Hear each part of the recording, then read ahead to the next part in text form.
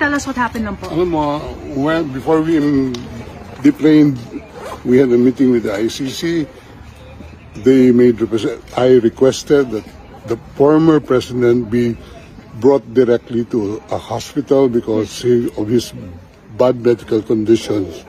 It was almost a 24-hour flight. He just came from Hong Kong, not allowed to visit his home, not even allowed to see a doctor in a hospital before he could be transported here. Now, we made the request for a hospitalization, and they gave the assurance that he will be brought to a hospital. And I asked for the name of the hospital. Up to now, they have not given us the name of the hospital. So we took the position that he could have been brought here directly, and we are told that there is no President Duterte inside the facility. We are at a loss at this time, and lokohan na ito. I think this is part of their grand plan, no?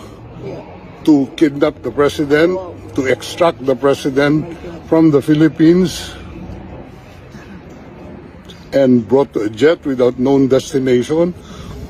I was even forced to join that plane without any valid visa coming here. Sir, can we expound lang when you said that there is no President Duterte inside? They are telling me that there is no Rodrigo R. Duterte inside this facility. Okay. You requested for a visit today, and it was approved, sir, right? We have requested the ICC for a visit because they do not disclose what hospital he was brought to, and we assume that he was brought here last night after the planing. That's all I can say as of the moment. Is it possible he is in a hospital somewhere? I hope he is in a hospital somewhere, but not in this facility. He is allowed, according to ICC regulations, any detainee is allowed to communicate. Has he communicated to any of you? None. Zero, sir. We don't have any opportunity. We don't know where he is right now. He doesn't have any. He doesn't even have his medicines with him. Pero doon po siya sa ambulance sumakay? Sinakay siya sa ambulance. Binigay lang namin yung mga records sa kanya. And sabi, he will be well taken care of. Right. And we will be informed immediately of the name of the hospital. But hanggang ngayon, nakakalungkot at ganito ginagawa nila. So, Sec, what's the next step? What are the plans? We are going back to the ICC and ask them where he is right now, because a family member is waiting here to see him. Yes. Well, how is the Vice President? Well, she's waiting. Okay. And I would assume the President would want to see one of the members of his family at this point. So, Sec, the Vice President wants to see him. Is there a schedule for her visit now? That's what we are arranging, but we're at a loss where he is right now. Okay. So, how about you, sir? Alis muna pa ba kayo? Alis ako dito.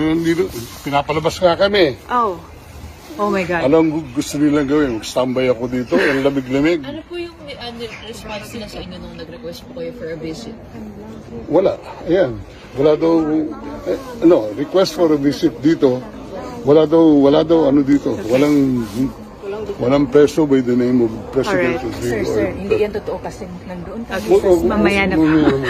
Pero sir, the embassy said that you're allowed a visit. Ano kayang pinagmumulan nun? Hindi. Ano yan? Right ng accused yan. To be by counsel. May schedule sila Thursday, so parang definite.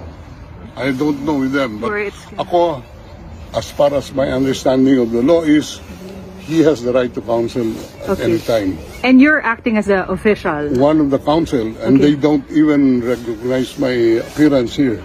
Okay. Nasaan po si VP Sara? I don't know where she is right now. Hindi pa po kayo nakita? Nag-usap lang kami sa telepono, pero wala pang until